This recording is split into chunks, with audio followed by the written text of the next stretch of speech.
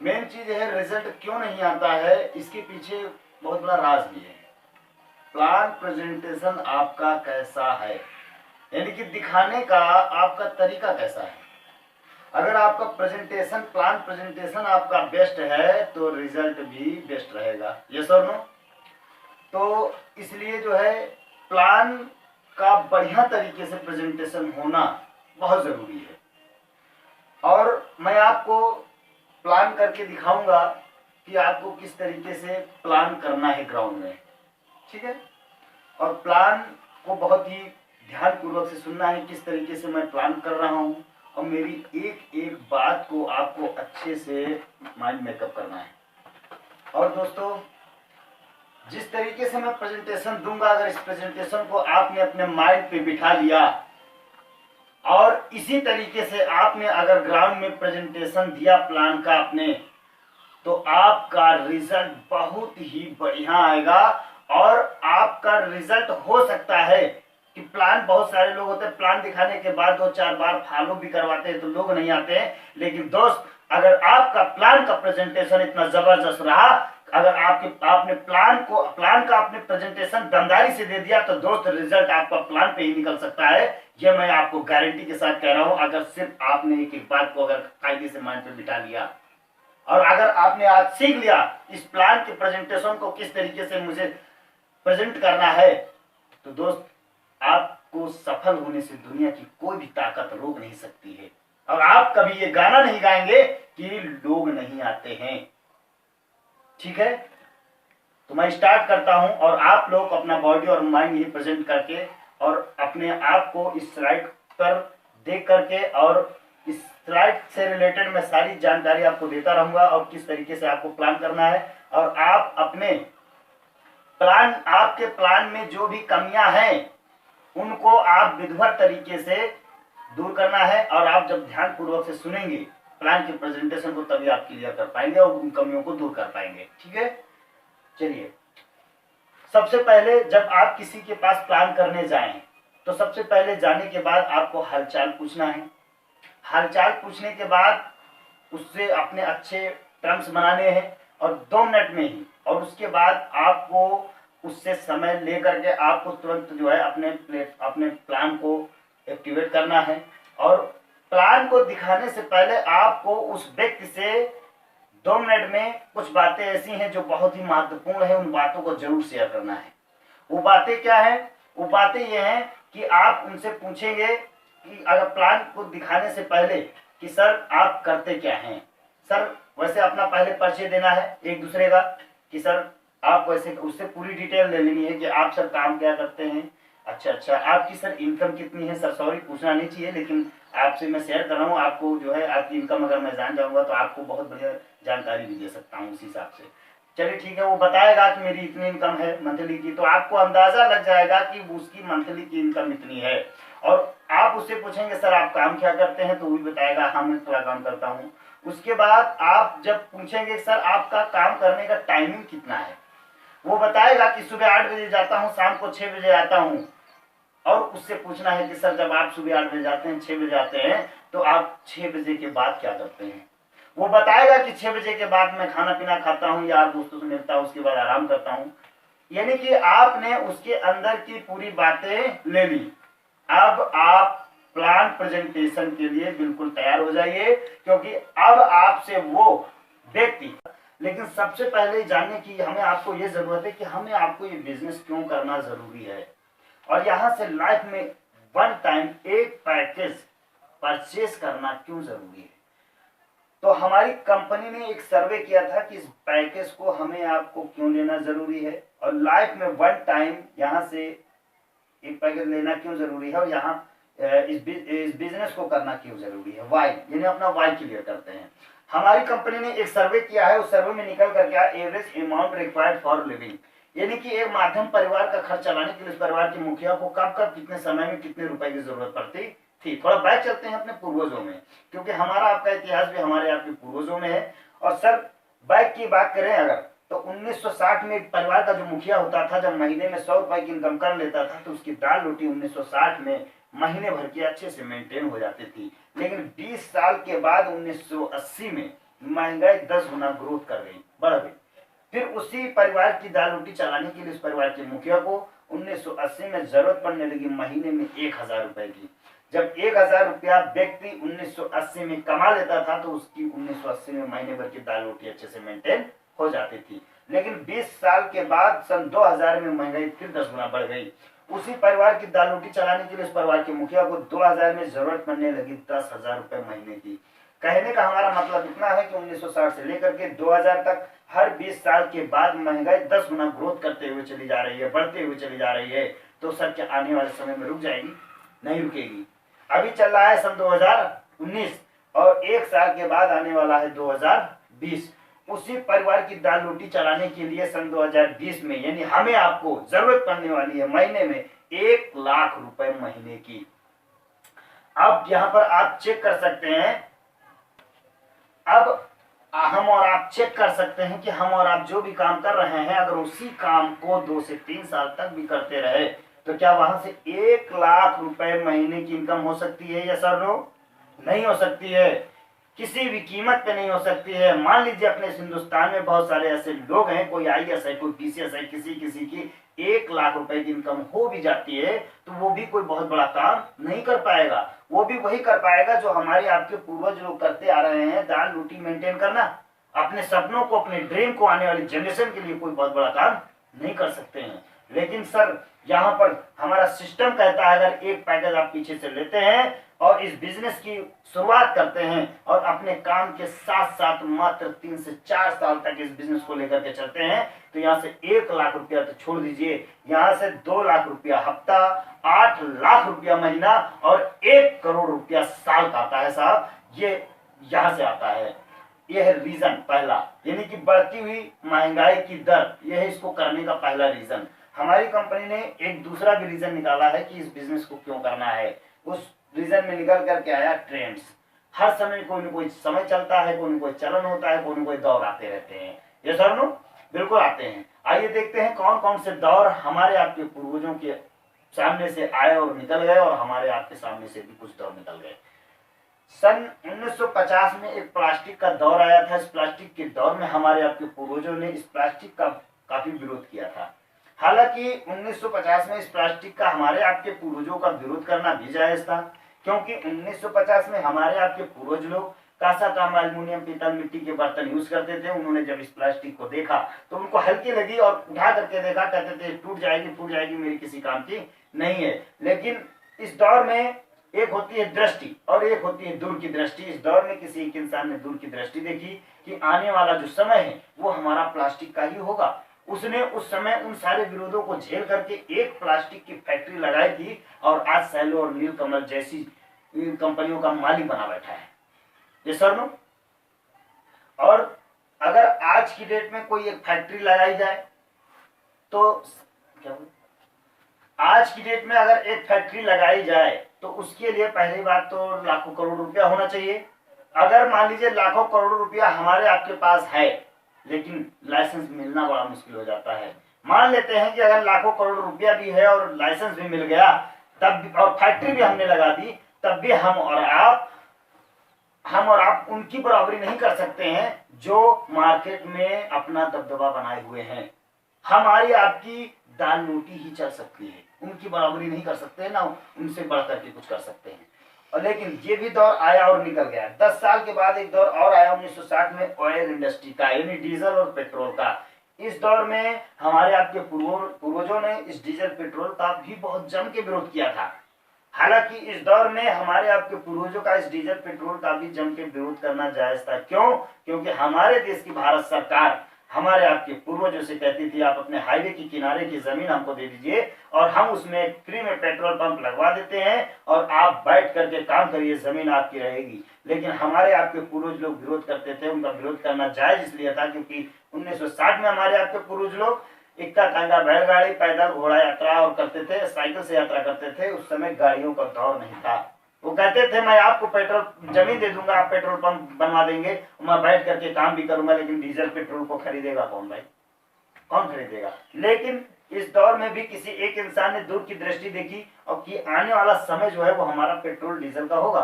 उसने उस समय उन सारे विरोधों को झेल करके एक पेट्रोल पंप लगाया था और आज 20-20, 30-30 पेट्रोल पंप का वही व्यक्ति मालिक बना बैठा है।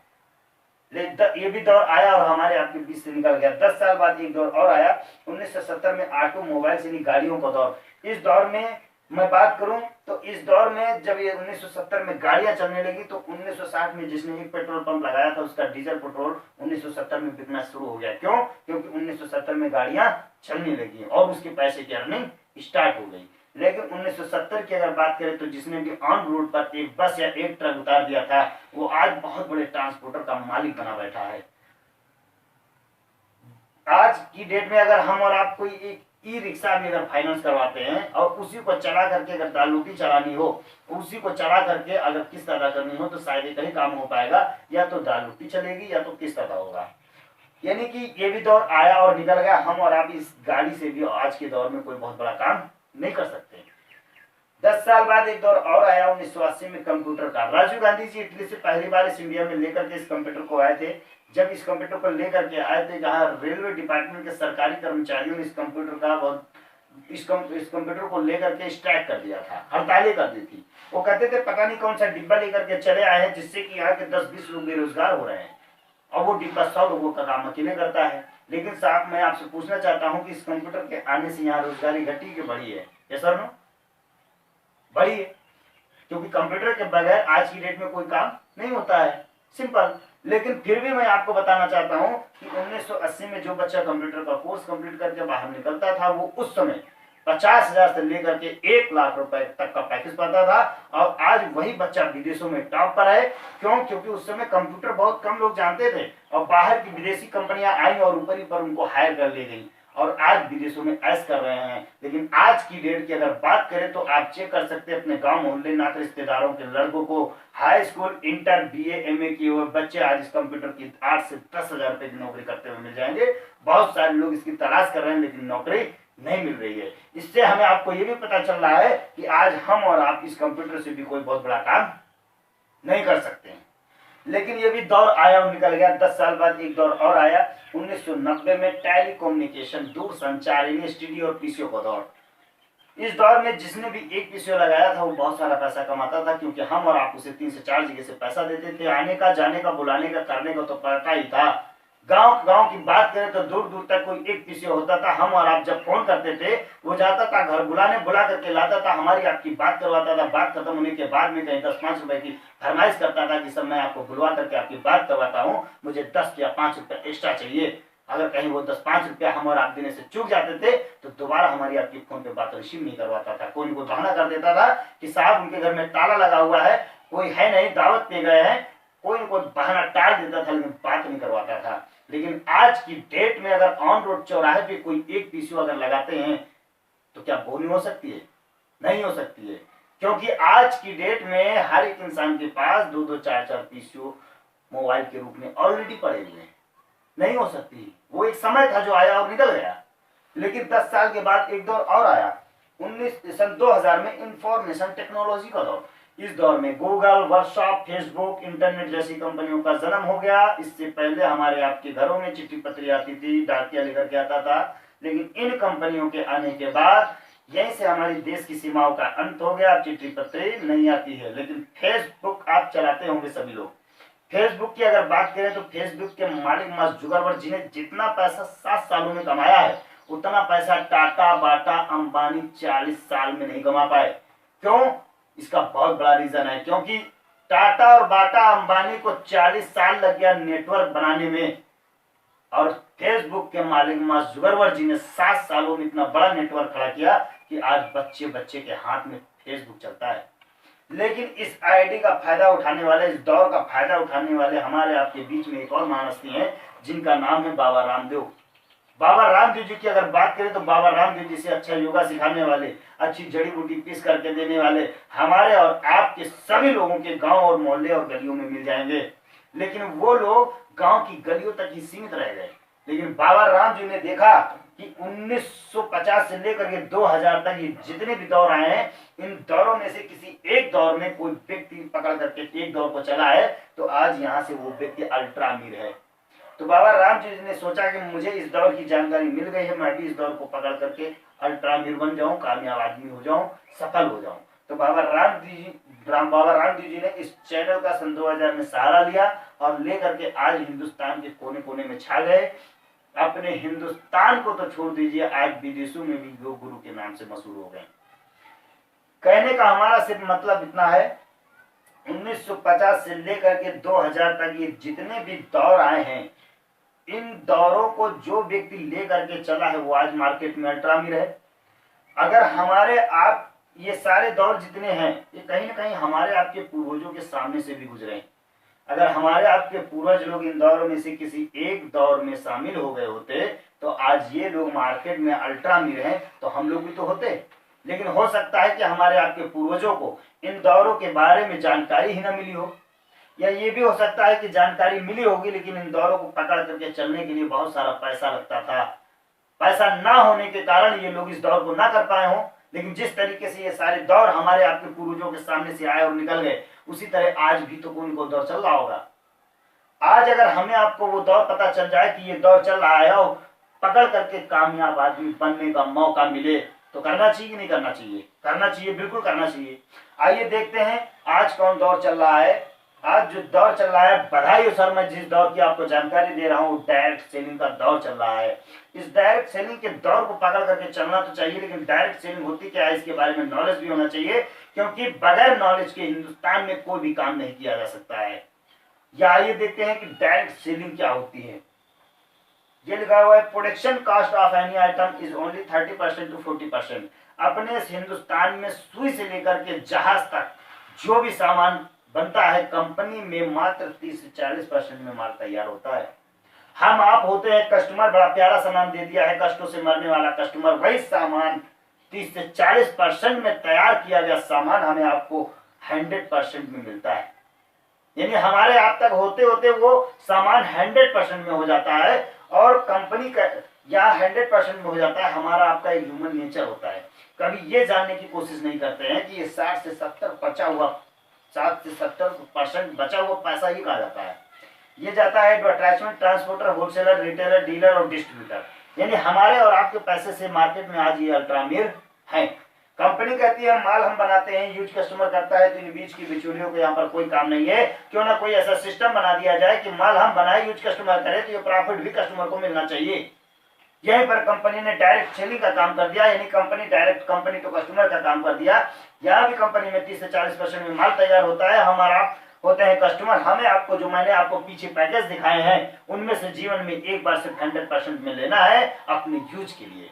और आप जब 100% में एक बार अपने यूज के लिए सामान पैकेज ले लेते हैं तो आप अब यहाँ पर कंपनी इन लोगों को यहाँ से हटा देती है और वही 60 से 70 बचा हुआ पैसा, वही पैसा जो बचता है वही पैसा हमारे आपके एक बार पैकेज ले लेने के बाद हमारे आपके बीच में डिवाइड करने लगती है। और कंपनी अगर पैसा देगी तो जाहिर सी बात है कुछ ना कुछ काम देगी, क्योंकि बगैर काम के कोई दाम नहीं है। आइए देखते हैं काम क्या लेती है। जैसे एडवर्टाइजमेंट यानी प्रचार का काम, जो जाने अनजाने में बचपन से लेकर के अब तक हम और आप सभी लोग करते चले आ रहे हैं। हमें आपको पता भी नहीं है हम और आप किस किस चीज का प्रचार कर रहे हैं। आइए बताते हैं किस तरीके से हम और आप बचपन से लेकर के अब तक प्रचार करते चले आ रहे हैं। जैसे एक आम आदमी 80% प्रचार करता है, 100% सही बोलता है। अगर इसकी इनकम की बात करें तो जीरो होती है। अब ये जीरो कैसे इनकम होती है और यहाँ पर ये सही प्रचार 100% कैसे करता है। जैसे एक डॉक्टर को ले लेते हैं, हमारा आपका कोई डॉक्टर बढ़िया जानने वाला है, पड़ोस में कोई बीमार हुआ, उसी डॉक्टर का हम और आप प्रमोशन बड़ी दमदारी से कर देते हैं। हमारे आपके प्रमोशन करने से वो व्यक्ति जाता है, वहाँ दवा लेता है और डॉक्टर फीस काट के पर्चा बना के 500 का दे देता है। और फायदा किसको होता है? उस डॉक्टर को, उस मरीज को। हमने आपने सही प्रचार किया 100%, लेकिन हमारा आपका कोई फायदा नहीं हुआ। इसी तरीके से कोई टीचर्स का प्रचार करता है, कोई स्कूल का प्रचार करता है, या कोई आप जब भी अपनी मनपसंद कोई सामान लेकर के मार्केट से आते हैं तो कहीं ना कहीं वो उसका भी प्रचार आप अपने यार दोस्तों से करते हैं, या सब करते हैं, ठीक है। और इसलिए लेकिन इनकी इनकम की बात करें तो जीरो होती है। और यहाँ पर बड़े बड़े सुपरस्टार लोग मात्र 20% प्रचार करते हैं और 100% झूठ बोलते हैं। अगर इसकी इनकम की बात करें तो करोड़ों में होती है। और ये लोग 100% झूठ कैसे प्रचार करते हैं। आइए देखते हैं, जैसे अमिताभ बच्चन जी को ले लीजिए, फिल्मी अभिनेता अमिताभ बच्चन। अमिताभ बच्चन जी कहते हैं कि 1 रुपए का नवरत्न तेल लगाइए और सिर से टेंशन को दूर भगाइए। हम आपसे पूछते हैं कि हमारे आपके घर में बहन बेटी की शादी हो, 3 लाख रुपया का अरेंजमेंट करना हो, पूरा परिवार उसी टेंशन में डूबा पड़ा हो, तो क्या पूरा परिवार इनका 1 रुपए का तेल लगा ले तो टेंशन दूर हो जाएगी? टेंशन तो नहीं दूर होगी, लेकिन समाज में बदनामी जरूर हो सकती है। इसके लिए हमें आपको पैसे का मैनेज करना होगा। इनकी बहू ऐश्वर्या राय कहती है कि हमारी सौंदर्य का राज लक्स साबुन है, 10 रुपए का लक्स साबुन लगाइए, काले से गोरा हो जाएगी। अगर 10 रुपए का लक्स साबुन लगा लेने से कोई काले से गोरा हो जाए तो शायद हिंदुस्तान में कोई काला नहीं बचेगा। ये लोग 100% झूठ बोलते हैं, फिर भी इनकी इनकम की बात करें तो करोड़ों रुपए की होती है। ऐसा क्यों? ऐसा इसलिए क्योंकि हम और आप सभी लोग बचपन से लेकर के अब तक हवा में प्रचार करते हुए चले आ रहे हैं, तो रिजल्ट इनकम भी हवा में निकल जाती है। ये लोग एक सिस्टम को पकड़ करके प्रचार करते हैं, एक प्लेटफॉर्म को पकड़ करके प्रचार करते हैं, इसलिए इनकी इनकम करोड़ों की होती है। अगर वही सिस्टम, वही प्लेटफॉर्म हमें आपको प्रचार करके करोड़ों रुपए कमाने का मौका मिले तो करना चाहिए, करना चाहिए। आइए देखते हैं किस तरीके से ये लोग प्रचार करते हैं। जैसे कि ये धोनी है, शाहरुख खान है, अमिताभ बच्चन है, ऐश्वर्या है, सनी देओल है, ये सभी लोग हिंदी बॉलीवुड के अभिनेता हैं, बड़े बड़े सुपरस्टार लोग हैं। अगर इनकी बात करें तो क्या मैं आपसे पूछना चाहूंगा, इनके पास पैसे की कमी है क्या? पैसे की कमी नहीं है, लेकिन प्रचार साहब भी कर रहे हैं कि 1-10 रुपए का। क्यों कर रहे हैं? क्योंकि इनको पता हो चुका है जो आज खर्चा 10,000 रुपए में चल रहा है, आने वाले 2020 में 1 लाख रुपए में दाल रोटी चलेगी। तो ये कहते हैं कि हमारे खर्चे तो एक आम आदमी से कई गुना ज्यादा है, हमें तो और भी सीरियस होने की जरूरत है। तो दोस्त, हमसे आपसे पहले से ही जो भी सुपरस्टार लोग प्रचार करना चालू कर दिए। लेकिन अगर प्रचार की ताकत की बात करें तो एग्जाम्पल अगर सबके बारे में देंगे तो समय होगा। समय को बर्बाद न करते हुए मैं सिर्फ धोनी जी को ले लेता हूं, इन्हीं की इनकम की बात कर लेता हूं कि प्रचार की कितनी बड़ी ताकत है। जैसे कि ये धोनी है, इनका मेन प्रोफेशनल काम है क्रिकेट खेलना, चौके छक्के मारना, लेकिन ये एक साल में 192 करोड़ रुपया कमाए, जिसमें से आईपीएल बीसीसीआई से यानी कि क्रिकेट खेल करके साल का 40 करोड़ रुपया कमाए हैं, और जिसमें मात्र 20% प्रचार करके यानी विज्ञापन से 20% प्रचार करके इस साल के 152 करोड़ रुपए कमाए हैं। इससे कई गुना ज्यादा ये है प्रचार की ताकत दोस्त। और इनके प्रचार